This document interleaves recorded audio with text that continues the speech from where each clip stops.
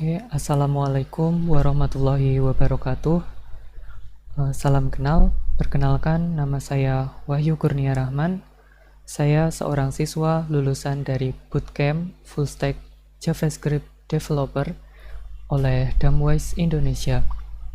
Pada kesempatan kali ini, saya akan melakukan demonstrasi dan juga presentasi dari proyek saya yang bernama WiseFood. Oke, tanpa berlama-lama, langsung saja akan saya mulai presentasinya.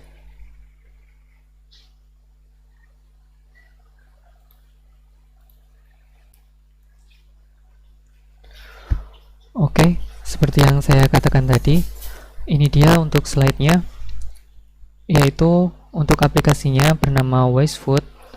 Jadi, apa itu WiseFood? WiseFood merupakan sebuah aplikasi yang dibangun untuk memudahkan para penggunanya, khususnya dalam hal untuk melakukan pemesanan atau order makanan favorit mereka tanpa harus repot-repot untuk pergi keluar ataupun melakukan order atau booking di restoran. Jadi mereka hanya perlu untuk melakukan pemesanan melalui perantara aplikasi kami, sehingga mereka hanya perlu menunggu di rumah. Nanti makanannya akan diantarkan oleh driver kami. Kemudian langsung saja saya akan tunjukkan untuk ini dia dependensi ataupun tools-tools yang saya gunakan.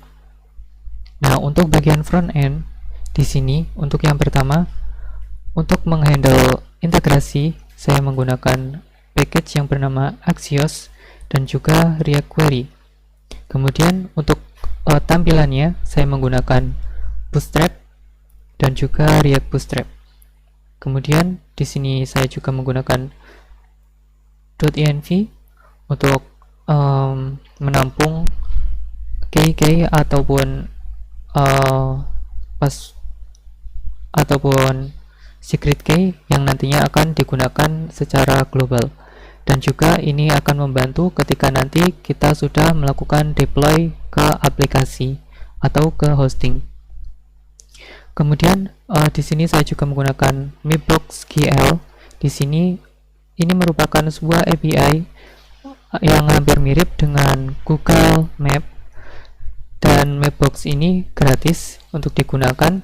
Jadi bisa untuk digunakan untuk melakukan membangun aplikasi khususnya yang bersifat masih pemula. Kemudian untuk selanjutnya di sini saya juga menggunakan React Router DOM yang versi 5. Kemudian di sini juga saya menggunakan YAP. Di sini YAP ini berfungsi untuk menghandle validasi. Jadi ketika user melakukan inputan atau memasukkan data melalui front end, YAP ini berfungsi untuk melakukan validasi apakah datanya itu sesuai. Nah, jika sesuai, maka nanti akan bisa diteruskan. Kemudian untuk bagian server side atau backend-nya, di sini yang pertama saya menggunakan Bgrip. Bgrip ini merupakan tools atau dependensi yang digunakan untuk melakukan enkripsi pada password, sehingga nanti passwordnya akan di-generate atau dilakukan perubahan, jadi passwordnya tidak tampil utuh seperti apa yang kita tampilkan, akan tetapi passwordnya itu telah di-enkripsi atau di-generate. Kemudian di sini saya juga menggunakan concurrently. Concurrently ini digunakan untuk melakukan menjalankan aplikasi secara bersamaan untuk bagian server dan juga kliennya. Kemudian saya juga menggunakan CORS atau Cross Origin Resource Sharing. Di sini CORS ini berfungsi untuk melakukan sharing atau pembagian data dari klien dan juga server secara langsung yang notabene berbeda endpointnya. Jadi kita bisa menggunakan CORS agar itu tidak terjadi error. Kemudian di sini saya juga menggunakan Express sebagai framework untuk membangun API. Kemudian juga Joy. Di sini Joy berfungsi untuk validasi. Kemudian ada JSON Web Token. Di sini untuk menghandle token yang nantinya digunakan untuk melakukan validasi pada usernya atau autentikasinya. Kemudian saya juga menggunakan Multer. Multer ini digunakan untuk menghandle upload file. Khususnya di sini saya menggunakannya untuk mengupload image atau gambar yang nanti saya akan gunakan. Kemudian saya juga menggunakan MySQL 2 di sini untuk melakukan handle pada database. Kemudian saya juga menggunakan Sequelize dan Sequelize CLI. Ini merupakan ORM yang nantinya digunakan untuk melakukan perintah query pada database-nya. Nah, saya akan menunjukkan preview atau tampilan dari aplikasinya. Untuk yang pertama, di sini bisa kita lihat di sini adalah tampilan untuk landing page. Nah, pada tampilan landing page di sini terdapat menu. Untuk yang pertama ada logo. Kemudian ada dua tombol. Di sini ada tombol register dan juga tombol login. Untuk tombol register ini, ketika diklik maka nanti akan memunculkan modal seperti ini. Modal register yang dapat digunakan untuk melakukan pendaftaran akun sehingga dapat menggunakan aplikasi ini.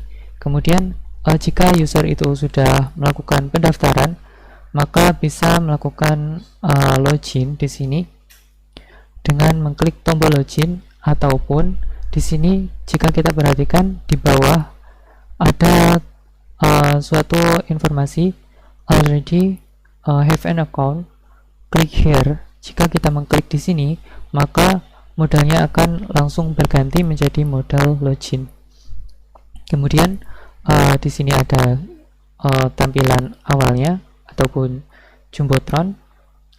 Kemudian di sini ada data populer restoran, dan di bawahnya itu sebenarnya ada data produk-produk yang tersedia. Kemudian, nah ini untuk tampilan dari homepage. Ini akan muncul ketika user sudah melakukan login. Nah, di sini jika kita perhatikan bagian navbar yang tadinya ada dua tombol login dan juga register, di sini berubah menjadi icon keranjang dan juga icon profilnya. Nah, ketika kita mengklik icon profile, ini akan memunculkan drop down seperti ini dan juga akan memunculkan menu. Di sini ada profile dan juga logout. Kemudian next.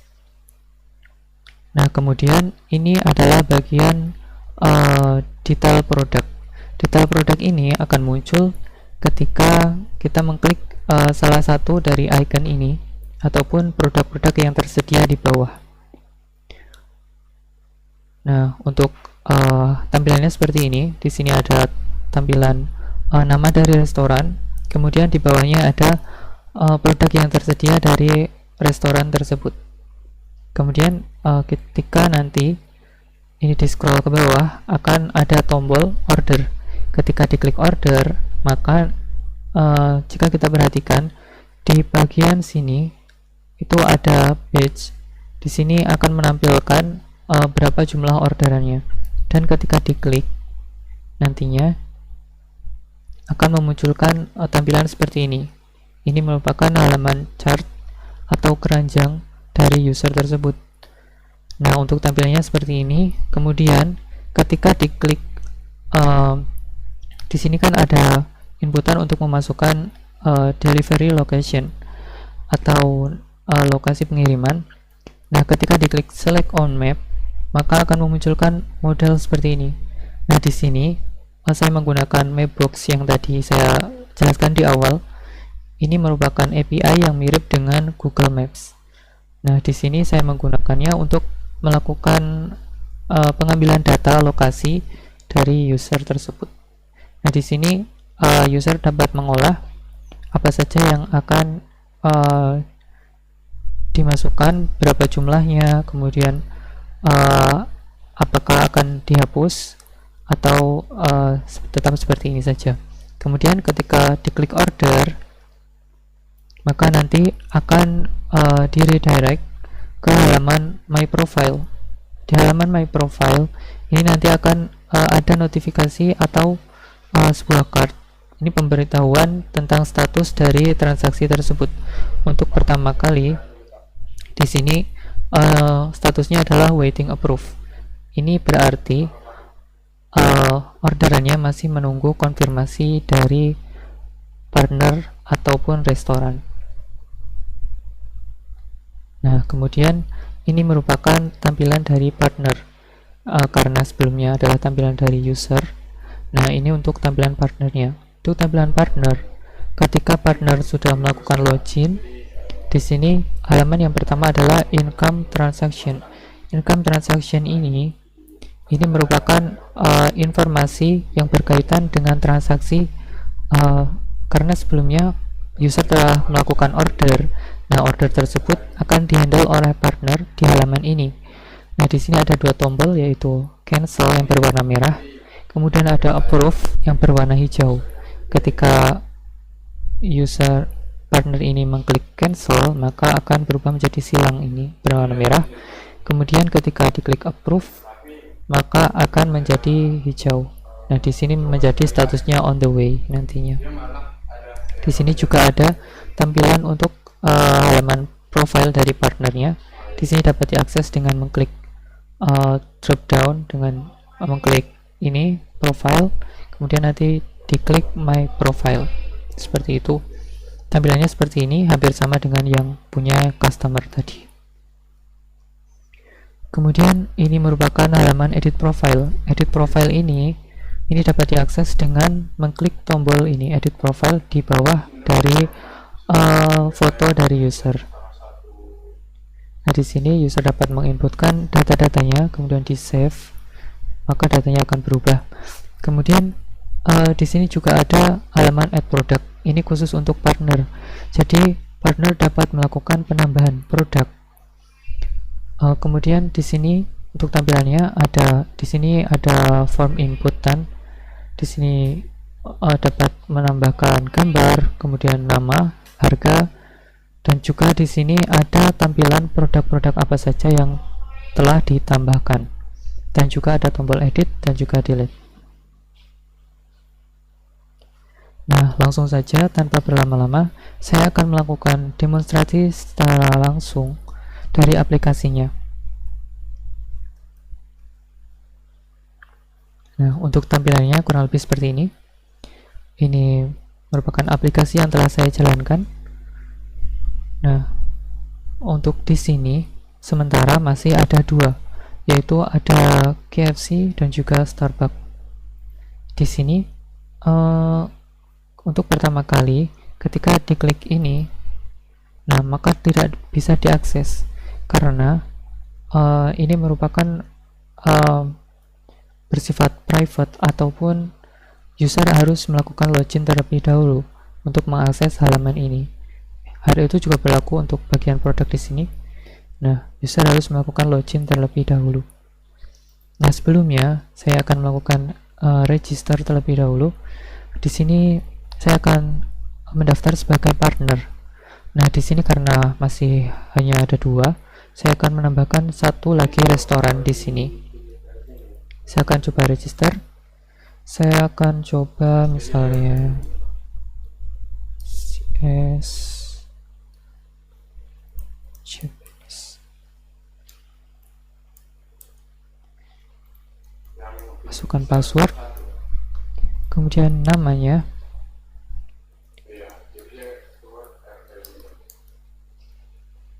misal seperti ini. Kemudian masukkan nomor telepon, misalnya ini, kemudian gender. Untuk gender, karena di sini partner ini bisa memilih untuk mengkosongkan saja karena ini adalah restoran. Kemudian di sini daftar sebagai partner atau as partner. Kemudian tinggal klik register ini. Ketika diklik, nah maka akan tampil seperti ini.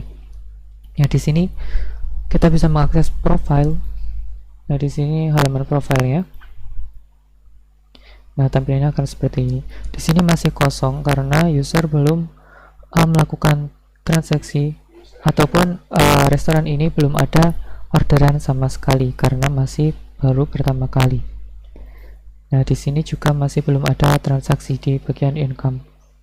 Nah, kemudian saya akan coba menambahkan sebuah produk karena di sini partnernya belum memiliki produk sama sekali. Saya akan coba tambahkan. Pertama, saya akan menambahkan gambar terlebih dahulu. Saya akan coba mengambil gambar, misalnya ini saja, chicken katsu. Saya tulis namanya apa, harganya berapa, misalnya 27.000. Saya klik save. Nah, akan muncul model seperti ini. Diklik confirm. Nah, di sini akan muncul produk yang telah ditambahkan. Nah, kemudian ketika produk ini, misalnya ini harganya ada yang mau dirubah.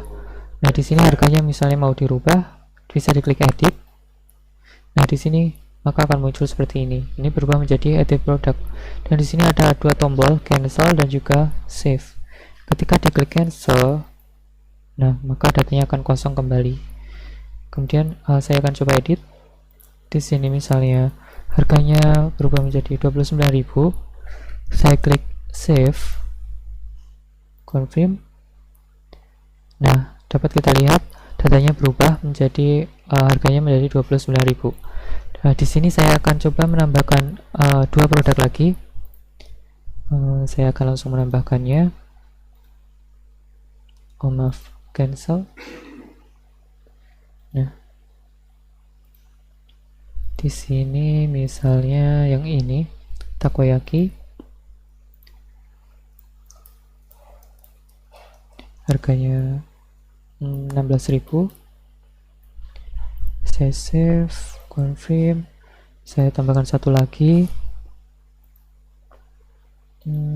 misalnya yang ini saja, mentai chicken.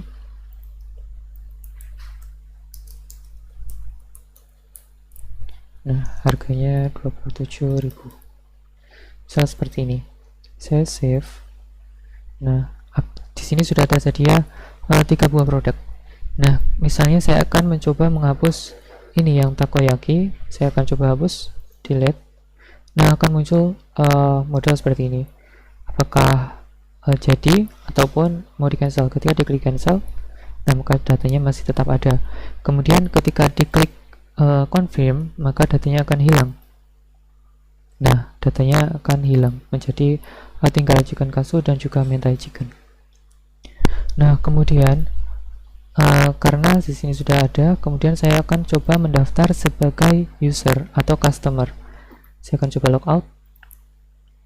Nah, di sini saya coba register sebagai user, misalnya user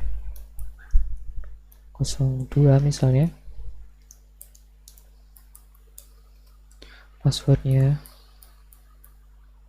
kemudian namanya 2. Di sini nomor HP-nya misalnya. Untuk gender, male atau female, male saja. As user. Kemudian saya coba register. Nah, datanya muncul seperti ini. Di sini ada data icon keranjang yang bisa diakses. Nah, ketika user belum, nah di sini karena belum menambahkan order atau barang, jadi di sini masih kosong dan akan muncul model seperti ini. Di close, back to home. Nah, saya akan coba melakukan order. Nah, di sini ada Starbucks. Di sini hanya 2 produk. Saya coba melakukan order di user yang tadi telah dibuat di sini partner yang baru, Japanese food. Saya akan coba order chicken katsu dan minta chicken. Di sini ada 2. Saya klik. Nah, tampilannya berubah menjadi seperti ini. Nah, di sini ada deliver location. Nah, ketika user mau menentukan lokasinya, tinggal diklik ini. Nah, maka akan muncul modal seperti ini. Nah, ini tinggal diarahkan saja. Misal di sini, lokasinya akan otomatis berubah. Di confirm. Nah, di sini ikut berubah. Di sini misalnya ditambahkan jadi 3, ataupun ini mau dikurangi. Nah, di sini tidak bisa. Di sini saya akan coba menghapus salah satu. Ini mau dihapus. Nah, datanya akan hilang. Kemudian saya akan coba order 1 kali lagi. Yang ini misalnya. Nah, ordernya seperti ini. Ini untuk informasinya. Ada subtotal, ada totalnya. Ongkirnya 10.000. Kemudian saya coba klik order sukses. Oke. Nah, muncul tampilannya menjadi seperti ini. Di sini ada informasi tentang transaksinya. Di sini statusnya masih waiting approve. Masih waiting. Nah, di sini saya akan coba buka tab baru sebagai private. Nah, di sini saya akan coba login sebagai partner yang tadi. Nah, saya akan coba login partner yang tadi, Japanese. Saya akan coba login. Nah, di sini akan muncul seperti ini. Di sini ada action, cancel, atau approve. Saya akan langsung approve saja. Nah, statusnya menjadi on the way. Kemudian saya akan kembali yang tadi. Nah, statusnya langsung berubah menjadi on the way di sini. Kemudian saya akan coba untuk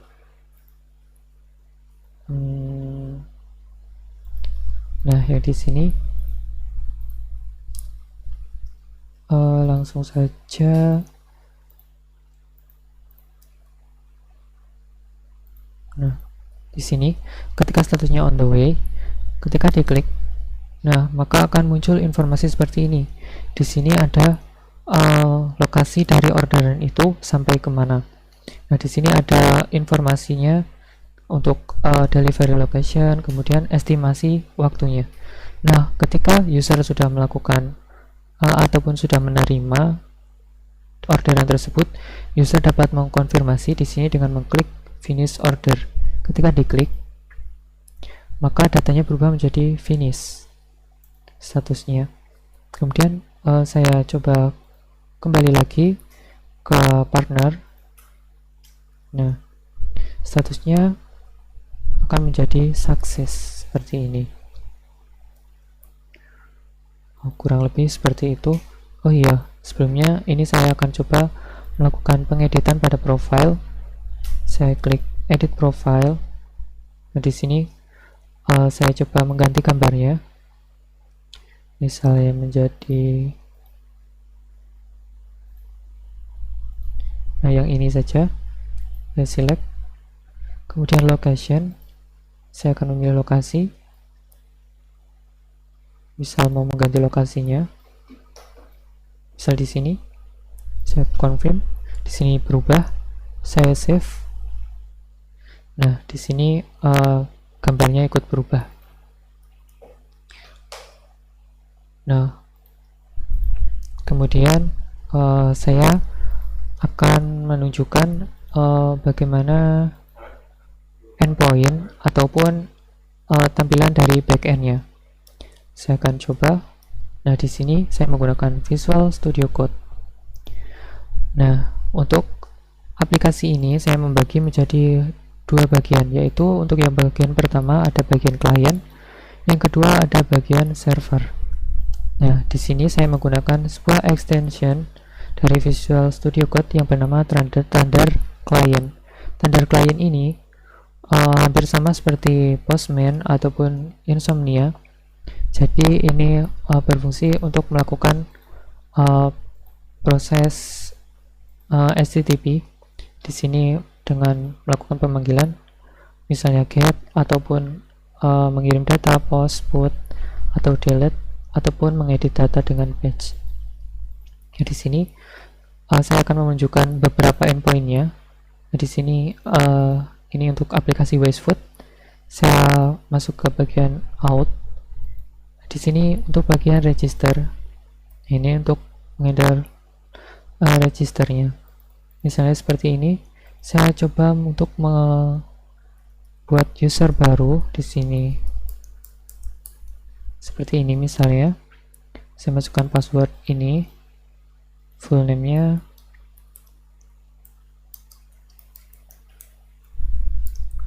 nah misalnya seperti ini, nomor HP-nya ini saja, kurang lebih seperti ini. Saya send. Nah maka tampilannya akan menjadi seperti ini. Ini merupakan respon yang dikirim dari klien, ini dikirim yang nantinya akan diterima pada endpoint. Kemudian data ini yang bisa kita olah, kemudian nanti bisa dimasukkan ke dalam database. Di sini user juga tampilannya untuk endpointnya nanti juga memuat data token di sini. Token ini yang berfungsi untuk menampung semua data-data yang dapat kita olah nantinya. Nah, kemudian di sini untuk bagian user, misalnya saya akan mencoba menampilkan user apa saja yang ada di sini. Misalnya saya coba get all user. Nah, di sini ada beberapa user. Ada dengan ID 2, ID 3, ID 4, 5, 6, dan ID 7. Ini merupakan user yang tadi baru saja register, copy kenangan. Nah, kemudian saya akan coba untuk ini melakukan penambahan produk. Nah, sebelum menambahkan penambahan produk, di sini harus melakukan memasukkan tokennya agar nanti kita dapat mengambil data user mana yang melakukan penambahan. Di sini kita dapat mengambil dari data register yang tadi, yang ini, user yang baru saja register.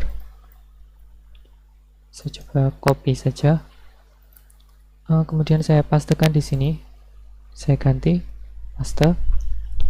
Nah, di sini misalnya namanya adalah kopi spesial, harganya 23.000 misalnya. Nah, di sini saya coba menambahkan gambar. Di sini misalnya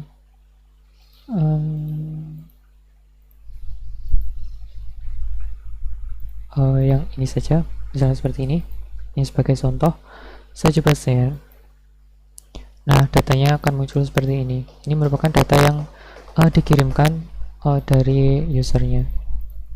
Kurang lebih seperti itu. Di sini kita juga dapat memanggil semua datanya. Di sini merupakan data dari produk yang tersedia. Nah, ini bukan dapat diakses oleh partner, melainkan ini dapat diakses oleh admin saja. Kemudian di sini kita bisa memanggil detail produk. Sebelumnya saya coba pastikan di sini. Nah, di sini ini maaf. Misalnya saya akan coba dengan produk ID 3. Nah, di sini karena tidak tersedia, jadi seperti itu. Yang tadi, nah di sini produk dengan ID 10. Jadi saya akan coba memanggil produk dengan ID 10. Nanti akan muncul seperti apa?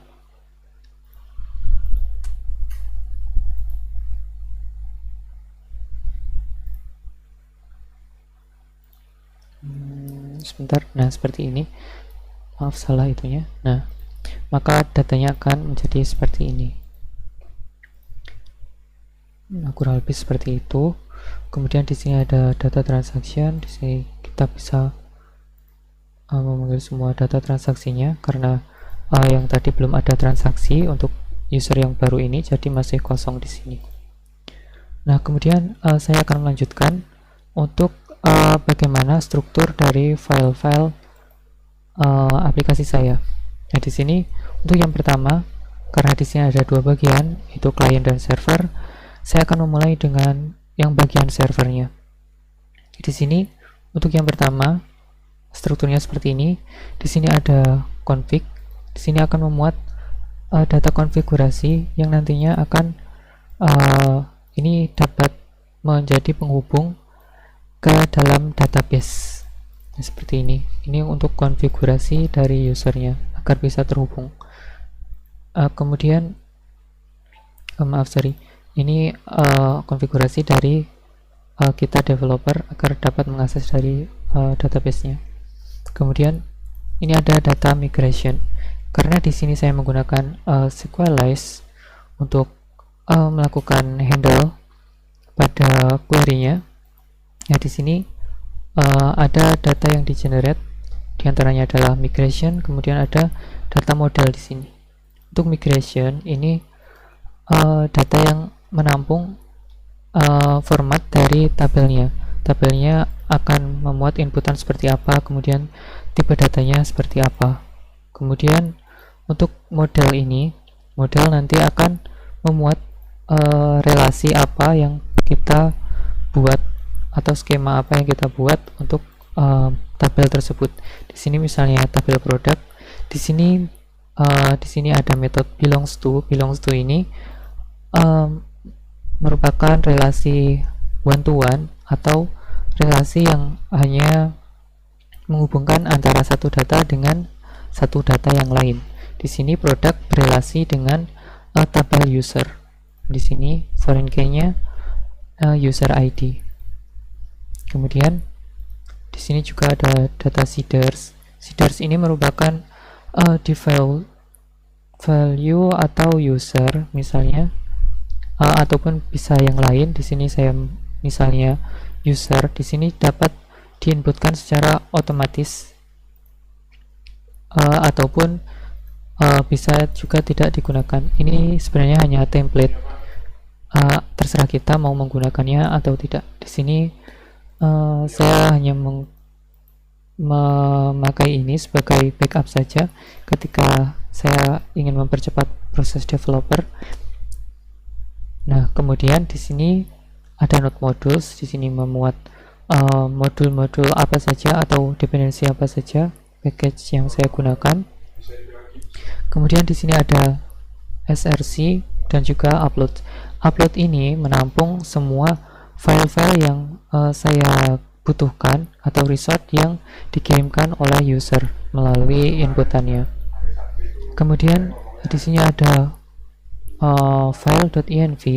Nah, di sini yang tadi saya bilang ini berfungsi untuk ini akan sangat berguna ketika nanti kita melakukan deployment atau akan melakukan publikasi aplikasi kita. Jadi nanti ini tinggal diinputkan atau tinggal dimasukkan ke layanan hostingnya. Nanti data apa saja yang digunakan. Nah, untuk proses deployment kita sangat membutuhkan ini agar mempersingkatnya. Nanti ketika telah dideploy ataupun diupload, nanti .env ini akan tidak kita upload, ataupun misalnya kita akan menguploadnya ke GitHub, maka ini akan diabaikan atau menggunakan git ignore ini. Ya, jadi di sini saya juga memasukkan .env, jadi ini tidak akan diupload. Kenapa? Karena .env ini memuat ini yang merupakan secret token atau ini merupakan token rahasia, jadi tidak bisa diakses untuk sembarang orang, hanya kita yang sebagai developer yang dapat mengaksesnya. Kemudian di sini ada file index.js ini yang mengatur semuanya. Kemudian untuk bagian insersi di sini ada controller, middleware, dan juga roots. Roots ini merupakan pengaturan dari endpoint yang kita gunakan di sini. Misalnya seperti ini, kita tinggal mengimport semua yang kita butuhkan dari controller di sini. Misalnya get user by ID dari user. Nah, kemudian nanti tinggal kita panggil di sini. Kita bisa membuat sebuah path atau endpoint nanti yang bisa kita akses untuk memanggil get user ini apa. Seperti itu. Nah, kemudian di sini di bagian index.js. Nah, di sini ada default atau template-nya di sini dengan menambahkan API v1. Di sini grouping ini berfungsi untuk melakukan akan memudahkan kita ketika menambahkan versi baru. Misalnya ini bisa menjadi penanda ini merupakan versi pertama, kemudian ketika kita mau melakukan penambahan fitur, misalnya kita bisa mengubah ini menjadi misalnya versi 2 seperti itu. Nah, maka nanti endpointnya akan ikut berubah. Nah, kurang lebih seperti itu. Untuk controller di sini ada produk, kemudian di sini ada transaction user. Nah, untuk template ini bisa merupakan template yang saya buat agar ini bisa digunakan ke dalam controller yang lain seperti itu. Nah, di sini saya akan coba menjelaskan untuk bagian out. Out ini berfungsi sebagai apa? Out ini berfungsi untuk menghandle untuk proses register dan juga login.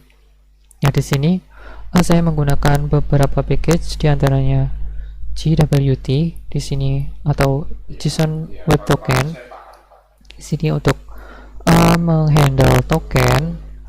Kemudian di sini ada bgrep. Bgrep ini seperti yang saya sebutkan di awal, ini untuk melakukan generate atau enkripsi pada password sehingga passwordnya bisa menjadi lebih aman seperti itu. Kemudian di sini juga saya menggunakan joy ini untuk melakukan validasi atau skema apa yang nanti data apa saja formatnya yang bisa diinputkan oleh user. Di sini saya membuat sebuah skema seperti ini. Nanti skemanya ketika sudah dibuat, nah nanti di sini melakukan validasi.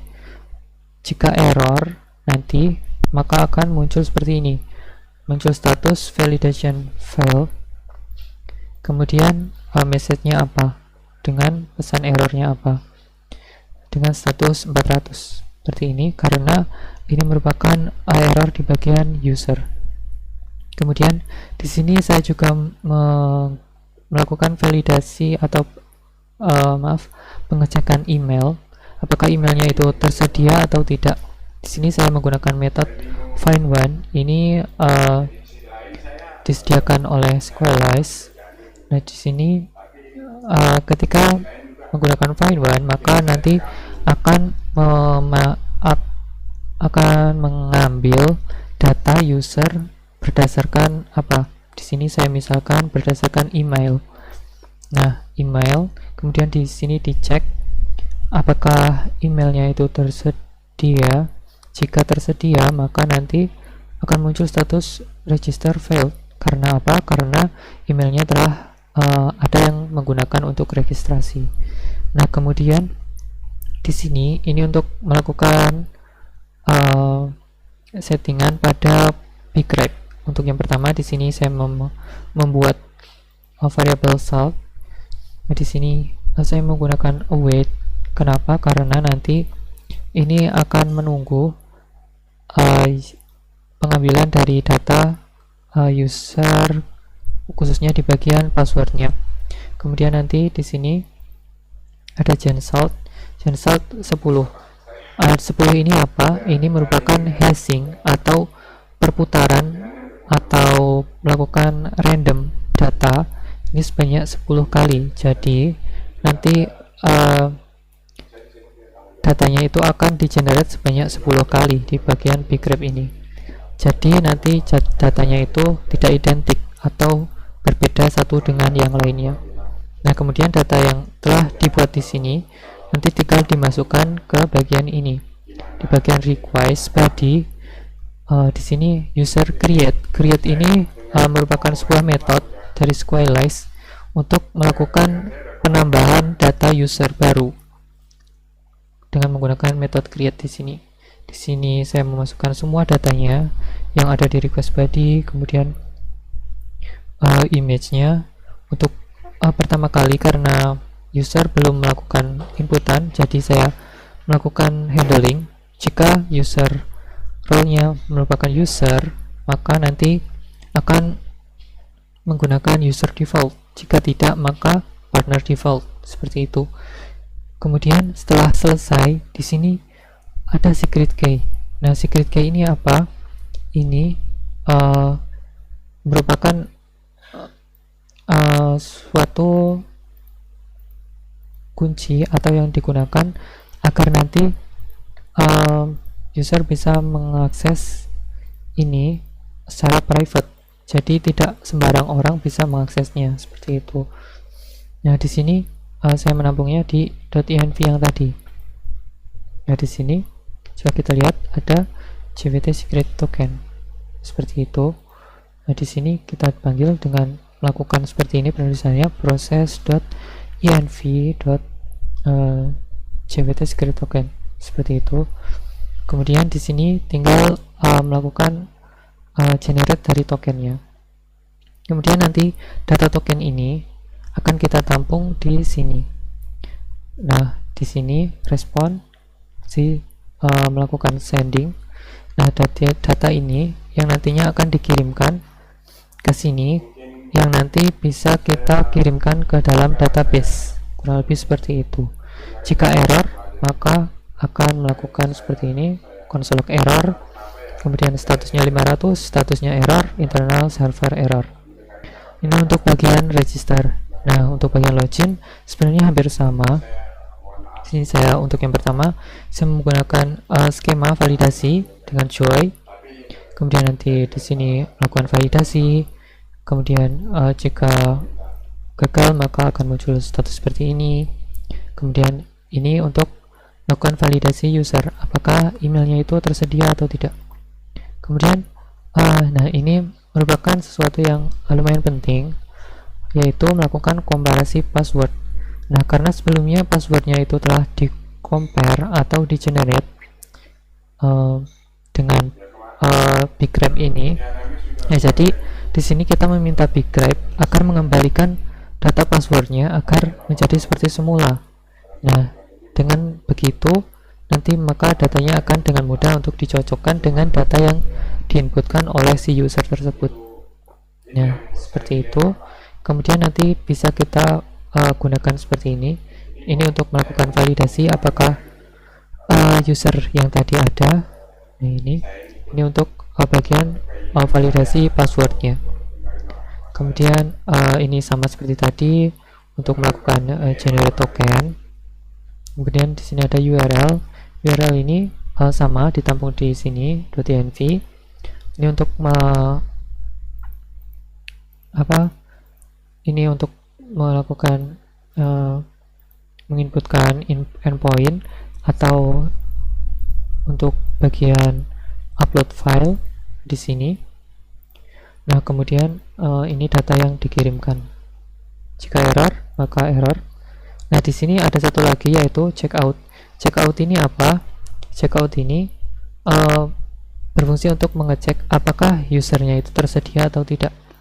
Di sini akan mengambil data user berdasarkan ID.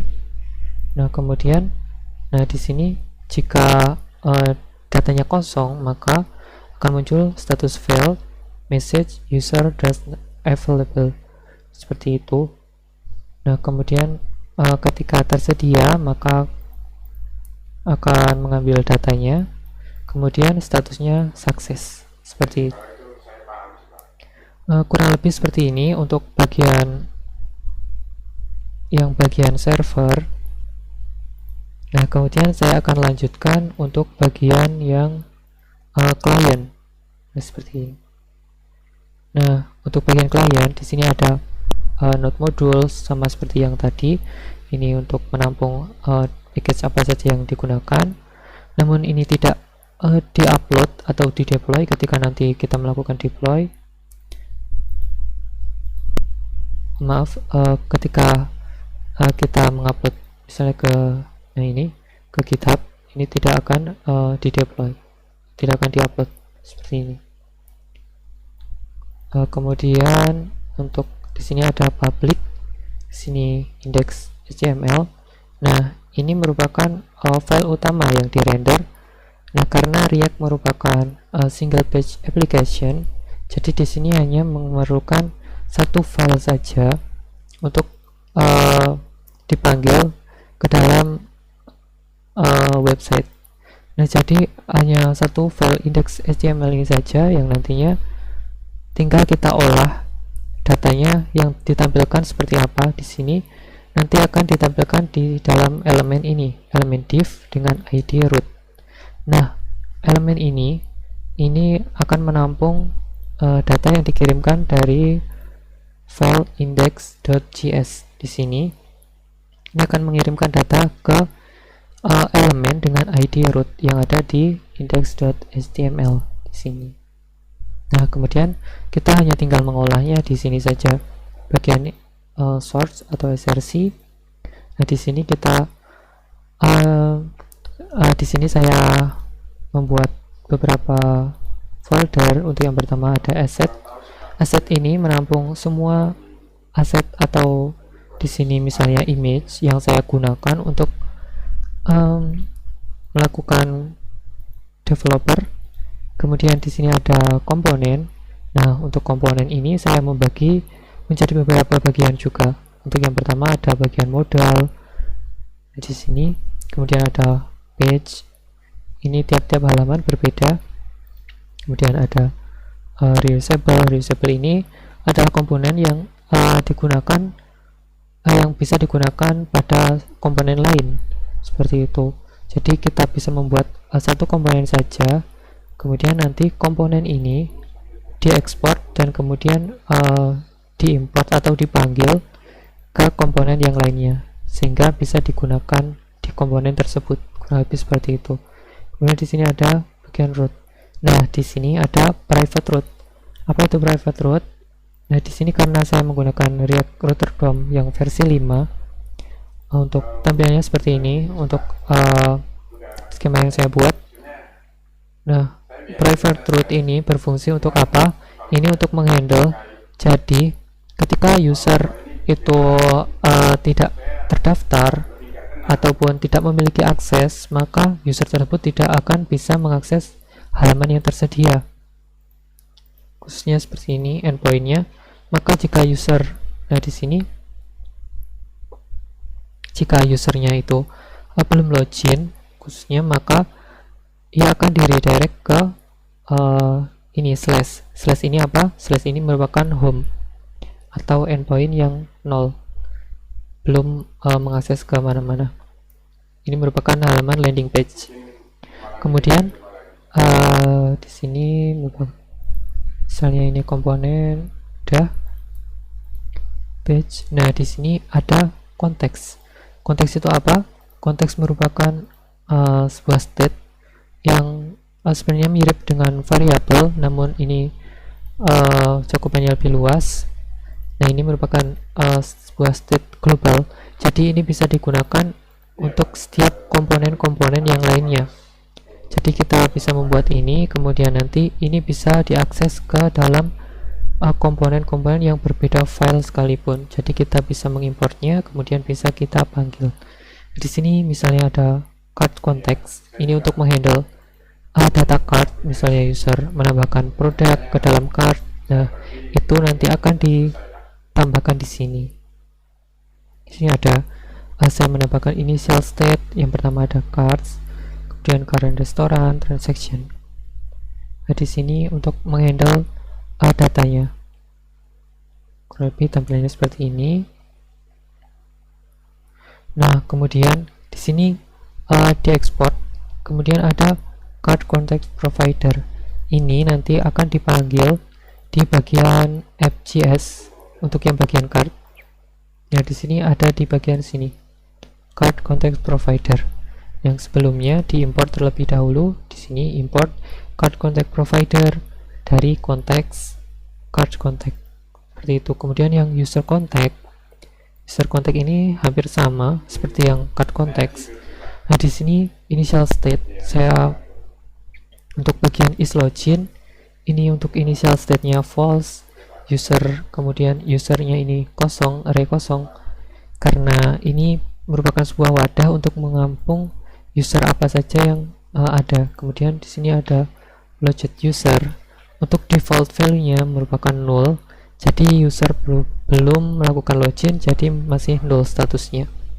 Kemudian di sini ini hanya default value yang saya gunakan, ini berlokasi di daerah Tangerang sih. Kemudian ini order place, ini juga kosong karena ini nanti akan menampung data dari alamat. Kemudian ada ini loading true, ini hanya untuk optional saja. Nah, untuk di sini sebenarnya sama seperti card context, di sini menggunakan switch case untuk melakukan pengkondisian. Yang pertama, jika edit success, login success, dan login, di sini nanti local storage set item ini akan memasukkan data ke local storage, ini akan menyimpan data tokennya. Nah, kemudian nanti datanya itu dapat kita ambil. Nah, data yang dikirimkan adalah seperti ini.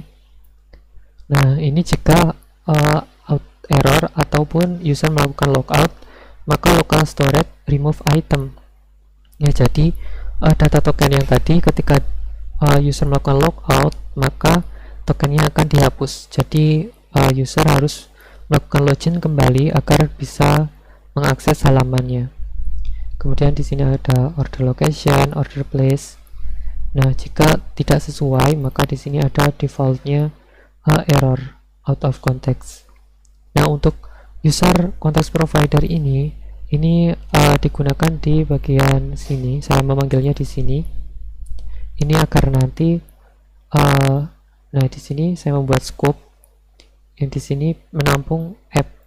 Nah, jadi user context provider ini dapat diakses di semua bagian yang ada di bagian app. Nah, app ini menampung semuanya yang ada di sini, komponen-komponen, kemudian semuanya itu ada di bagian app ini. Jadi kita bisa menggunakan atau memanggilnya di bagian sini. Kurang lebih seperti itu. Ya, di sini untuk contoh penggunaannya, di sini bagian modal, misalnya login modal di sini untuk yang simpel. Nah, di sini saya menggunakan user context. Saya memanggilnya terlebih dahulu.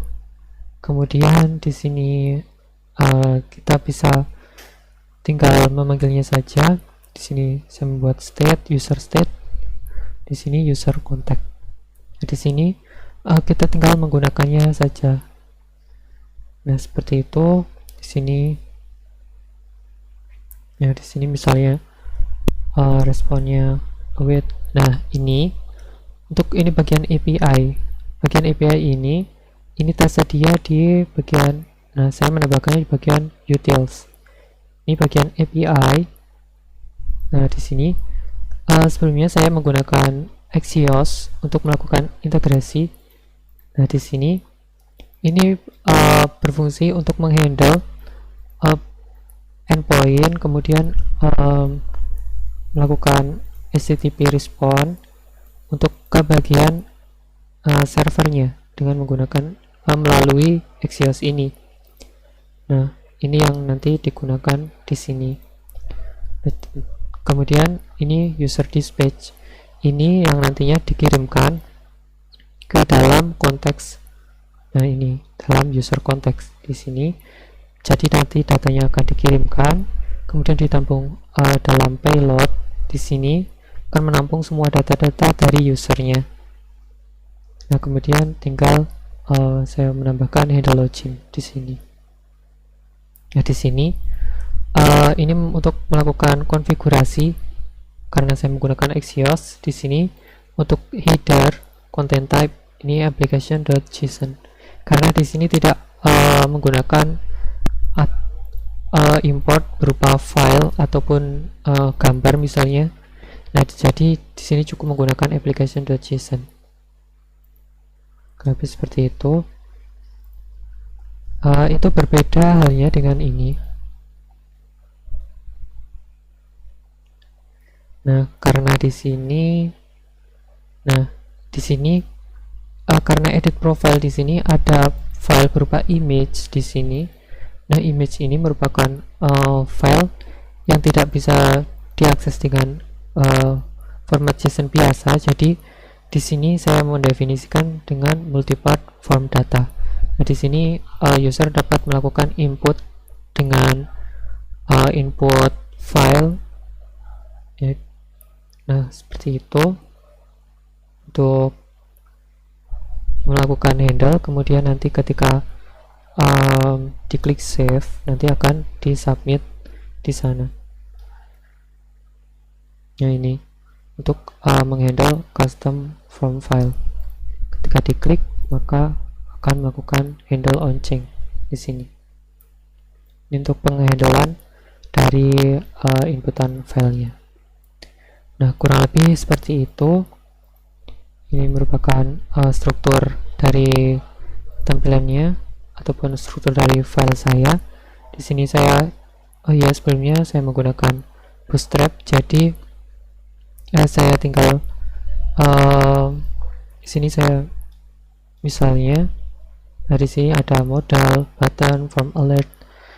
Nah, ini saya tinggal memanggilnya saja dan juga tinggal menggunakannya saja di sini. Di sini juga bisa memuat parameter ataupun atribut yang digunakan seperti itu. Nah, kurang lebih seperti itu.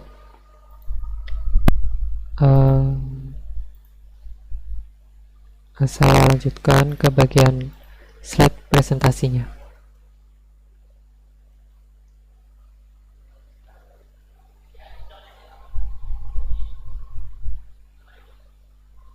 Presentasi dari project saya.